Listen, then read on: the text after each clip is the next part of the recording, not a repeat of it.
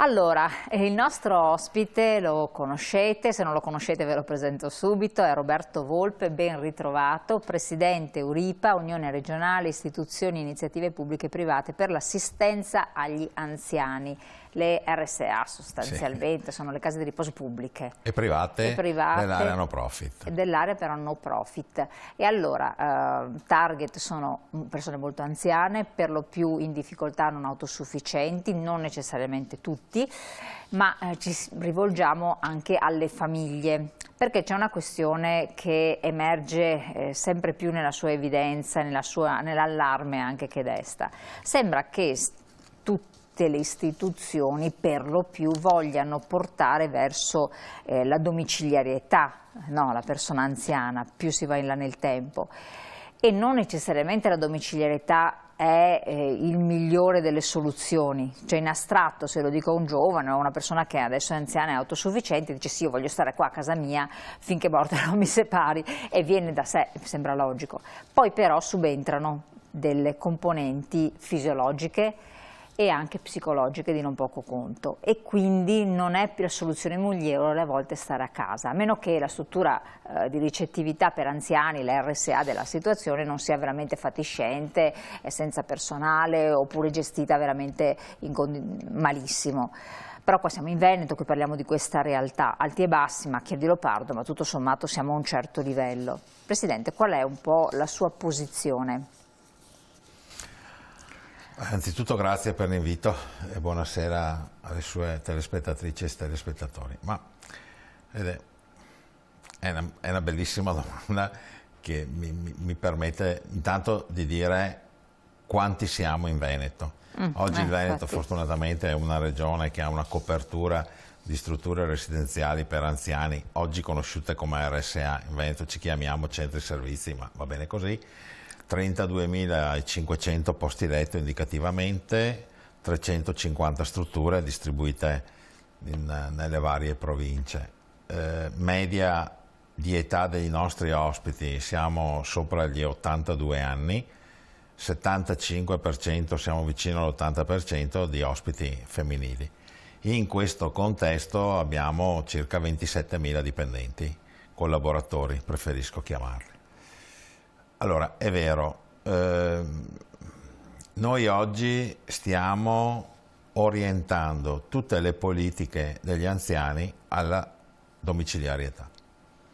Una cosa che credo, se dovessimo fare un sondaggio, già noi due e tutti i suoi telespettatori, tutti alzeremmo la mano, per dire che vorremmo vivere al nostro domicilio fino all'ultimo giorno.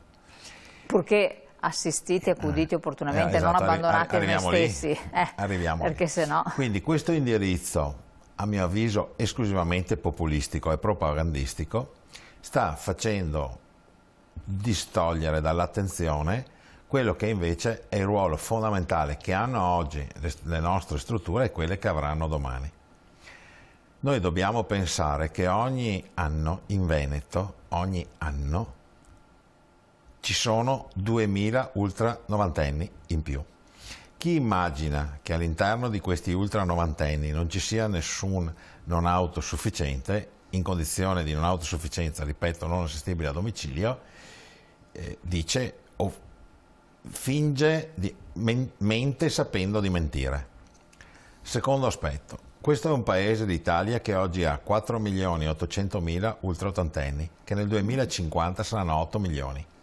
Siamo il secondo paese più vecchio al mondo dopo il Giappone, e voi pensate, perché è giusto che la gente sappia, che nel PNRR, che tutti ormai abbiamo imparato come una sigla quasi... Finanziamenti a fonte di progetti realizzati.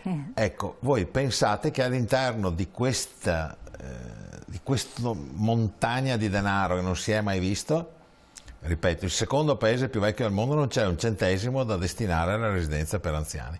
Quindi il secondo paese più vecchio al mondo, intanto lì si è dimenticato della non autosufficienza non assistibile a domicilio. Secondo aspetto, perché si commette l'errore di orientare tutto al domicilio e non pensare che queste strutture sono fondamentali? Ci si dimentica che la popolazione anziana, che siamo noi, quando diventeremo anziani, siamo dentro a quella quota del 2050, non ci si rende conto che tra l'altro il tessuto familiare è profondamente cambiato. Il presupposto dell'assistenza domiciliare è che al domicilio tu hai un supporto, un caregiver, una badante, chiamala come vuoi. Cioè si affronta la situazione in questo momento, qui e ora, senza guardare in là nel tempo, negli anni, calcolando che le famiglie adesso hanno siano un figlio, se tutto va bene. E chi sono? Che non potrebbe, povero, costringerlo fin da in proiezione a fare il caregiver. Il fatto di non riflettere su questo, non ci si rende conto che noi stiamo facendoci prigionieri sostanzialmente. Perché se queste sono le politiche, noi condanneremo i nostri figli a dover lasciare cosa? Il lavoro, dover, non lo so, non andare all'estero, badanti, tornare, sì. Rientrare perché i genitori, la mamma e il papà sono... Quindi questa era la grande occasione invece, a mio avviso, di guardare invece a quella che era la potenzialità che già oggi hanno queste strutture e quella che sarebbe potuta essere la potenzialità, quindi migliorandone la qualità, pensando a nuove unità di offerta, pensando di intercettare gli anziani nel momento del primo bisogno per evitare che questo sia l'anticamera della non autosufficienza. Pensiamo solo agli anziani soli. Il 7% della popolazione ultra ottantenne oggi è sola, vive sola.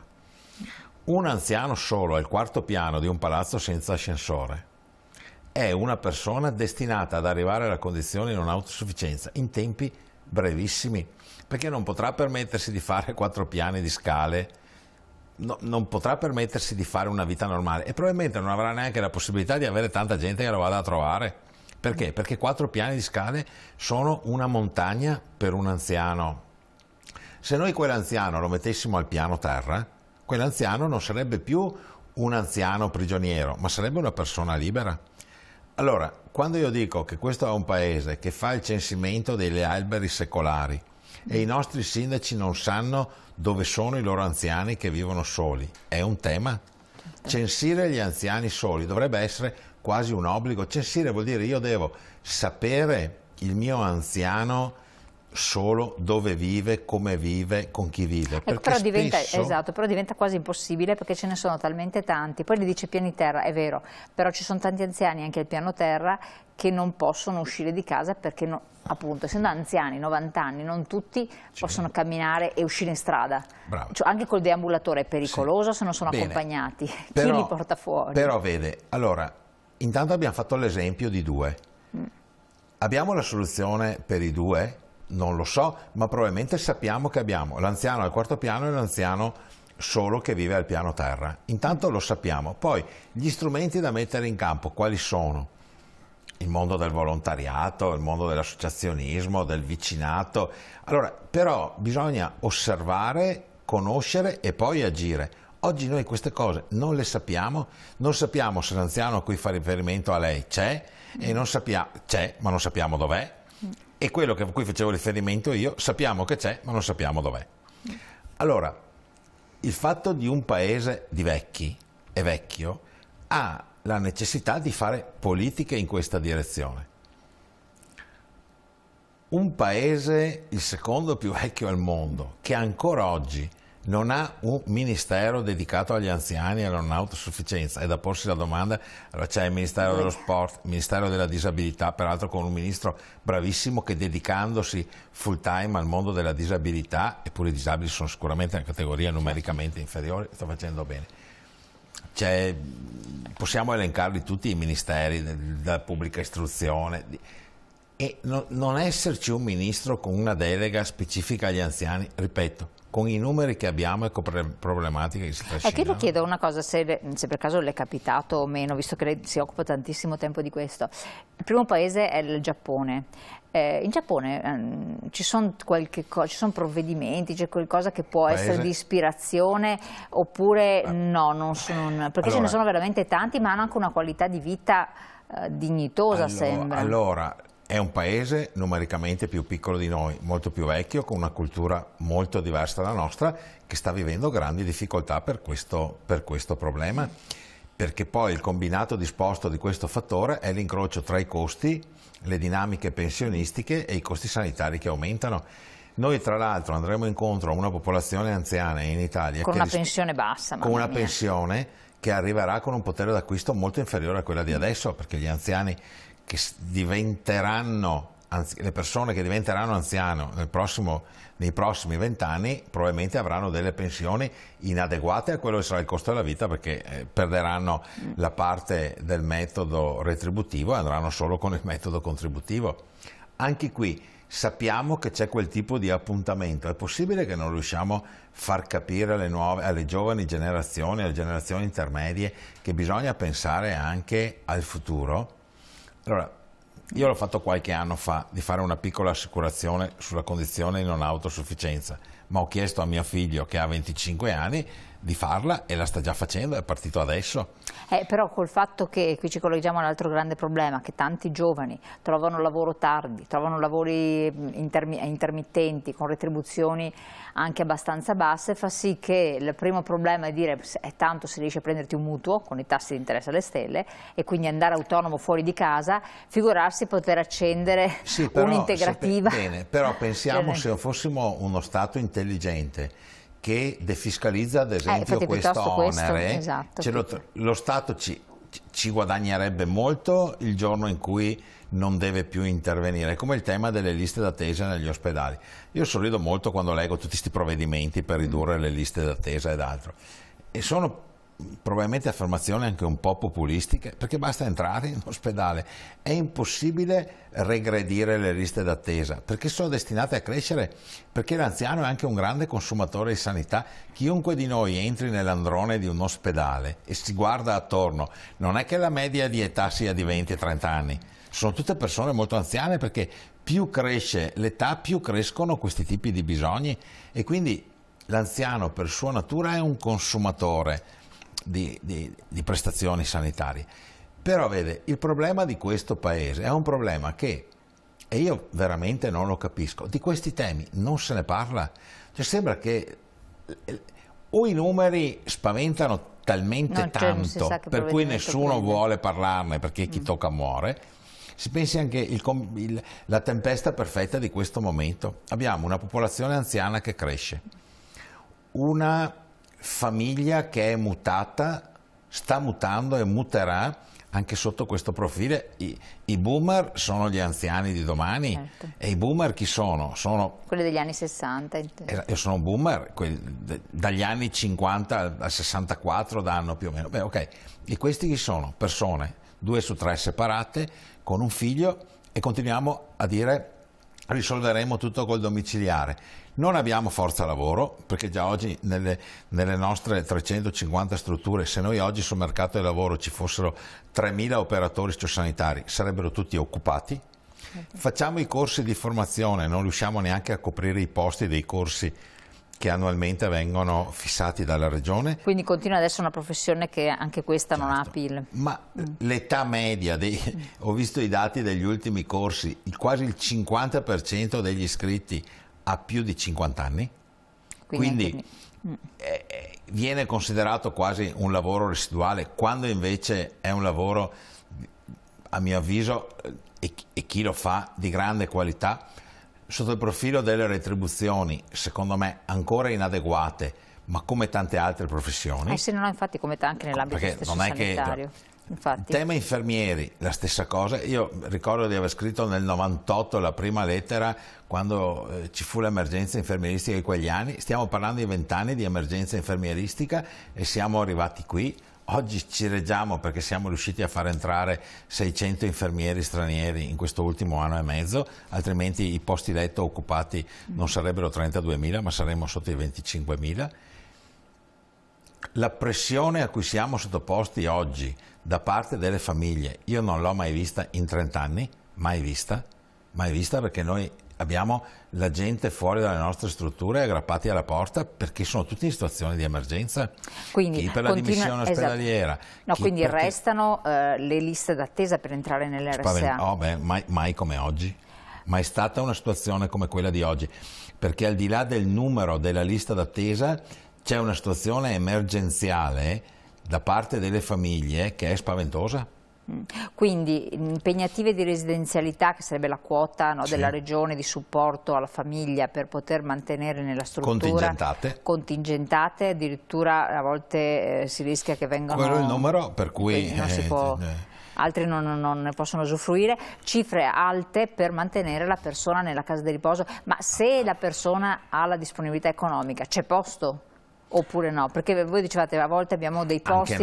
Anche no. Dipende. Anche no, dipende, ma diciamo che oggi le strutture che hanno posti vuoti tendenzialmente è perché non hanno personale, quindi non trovando personale non possono dare i servizi, quindi magari hanno qualche reparto vuoto. Questo è il motivo per cui oggi c'è qualche posto vuoto o qualche reparto chiuso, proprio per un problema di personale. Se no, altrimenti le strutture, e qui posso anche aprire una parentesi e dire che sì, anche noi però come strutture dovremmo fare delle riflessioni, perché su 350 strutture ogni tanto in fallo ci si cade, lo diceva lei in apertura, spesso qualche volta scadiamo anche, qualche struttura scade anche in termini di qualità, magari per ragioni connesse alla crisi del personale o d'altro, però è un momento difficile. Esatto, però bisogna stare molto attenti, sì, perché si ha a che fare con persone fragili. Diciamo, io dico sempre, se dovete valutare una struttura, quando entrate, guardate tante cose, ma cercate di capire anche com'è l'organizzazione della casa. Se io accompagno un mio familiare, un anziano, nella necessità di una residenzialità, se mi dicono che si mangia alle 11 del mattino e alle 5 e mezzo del pomeriggio non lo porterei mai. Perché? Perché quando tu dai da mangiare a un anziano alle 11 e alle 5 e mezzo del pomeriggio non può esserci qualità di vita in una struttura, che vuol dire che alle 5 e mezzo di sera, alle 6 di sera è a letto e fino alle 7 del giorno dopo rimane a letto. Ecco, siamo qui a fare anche un po' di cultura. Poi, ripeto, in questa situazione di emergenza è emergenza pura, quindi è io la dico una tempesta perfetta, crescono i numeri, diminuisce la forza lavoro, calano un po' caleranno i valori delle pensioni, numeri che vengono avanti spaventosi e tutti comunque continuano a parlare di domiciliarità. La domiciliarità andrà benissimo, ma per una fetta di popolazione io credo che abbiamo perso una grande occasione. Ecco, perché se lo Stato, poi tra l'altro anche il problema è che effettivamente lì diventa cogente per un componente o due della famiglia dedicarsi agli anziani della famiglia stessa, ai propri genitori o comunque persone che sono presenti. La categoria più colpita sarete voi donne. E sono proprio le donne, esatto, che si trovano. E con il problema che se le donne interrompono l'attività lavorativa perché non gratificante economicamente, cioè per dedicarsi prima ai bambini e poi agli anziani, matureranno una pensione estremamente esigua, e questo è un po' un gatto che si morde la coda sostanzialmente, perché dopo come faranno a loro volta un domani, se non hanno qualcuno che provvederà loro, ad avere un'anzianità diciamo dignitosa. Però vede, stiamo un po' discutendo, sono temi che vede sono molto così, sono anche credo ben capiti dai telespettatori e dalle telespettatrici, e la domanda è perché non sentiamo mai la politica degli uomini e delle donne che conta parlare di questo tema? Perché non sentiamo i leader sindacali battersi per le figure di cui parlavamo prima, l'operatore sociosanitario, l'infermiere, li vediamo scioperare per i trasporti, per no, ma magari ci sono i sindacati dei pensionati che cercano di fare per... Sì, io però in questo ultimo periodo, con grande rispetto, ho cercato di dare dei segnali forti. Spesso viene identificata la struttura come il bersaglio delle polemiche. Infatti io lo dico sempre, noi per 11 mesi siamo dei fantasmi. Noi saliamo agli onori della cronaca tendenzialmente tra la fine anno e i primi di gennaio, quando fissiamo le rette delle strutture e quindi i famosi aumenti delle rette. Dopo per 11 mesi noi torniamo ad essere dei fantasmi. Di noi non parla più nessuno, ci si dimentica della non autosufficienza, ci si dimentica che oggi le nostre strutture sono di fatto delle geriatrie, delle lungodegenze che non ci sono più. Noi oggi siamo strutture in cui il 70-75% dei nostri ospiti ha disturbi del comportamento, quindi non è che vengo a dire tutti hanno la malattia di Alzheimer, però hanno segnali importanti che non potrebbero essere gestiti al domicilio. Forse la gente non sa che il 65% degli ospiti che abbiamo nelle nostre strutture non può bere un bicchiere d'acqua perché soffocherebbe, perché hanno disturbi della deglutizione. Esatto, quindi noi siamo dei grandi consumatori della gomma di tare, quindi degli addensanti. Molti dei nostri ospiti oggi per bere acqua bevono dei bicchieri di gel. Certo. E quindi la domanda è ancora una volta alla politica: e perché rispetto a tutti questi temi vi nascondete e tutti vanno a sbandierare questa politica del domiciliare come l'unica soluzione? L'altro giorno abbiamo visto l'assessore della Lombardia, Bertolaso, dire le strutture dovremmo chiuderle, tutte le strutture delle RSA della Lombardia si chiuderanno perché daremo tutti i servizi a domicilio.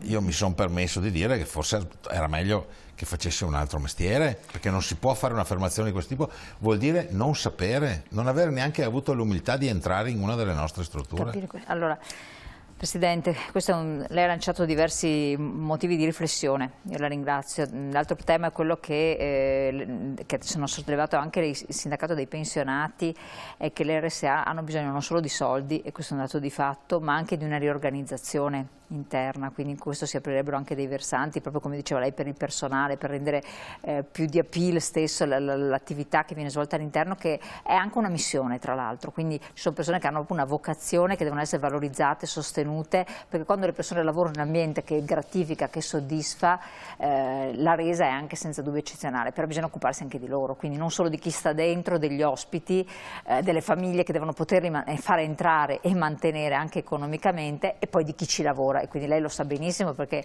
li prende sempre in grande considerazione, quindi ha aperto tanti versanti, e forse la domiciliarità è tanto bella, però se ci sono tanti anziani risulta anche difficile, e su questo bisogna assolutamente riflettere. Spero che ci saremo ancora l'opportunità per confrontarsi, perché lei ogni volta tira fuori degli piccoli elementi di considerazione spaccati di realtà assoluti, su cui però tante persone non hanno mai fatto una riflessione opportuna, proprio perché magari non hanno avuto il dolore di dover affrontare anche certe situazioni, perché c'è anche un dolore, un aspetto affettivo che diventa importante.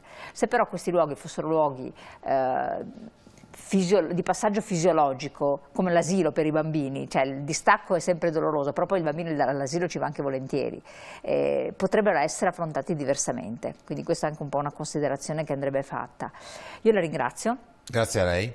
E a voi telespettatori lascio fare delle opportune valutazioni e considerazioni, andiamo in pubblicità e poi ci ritroviamo ancora insieme.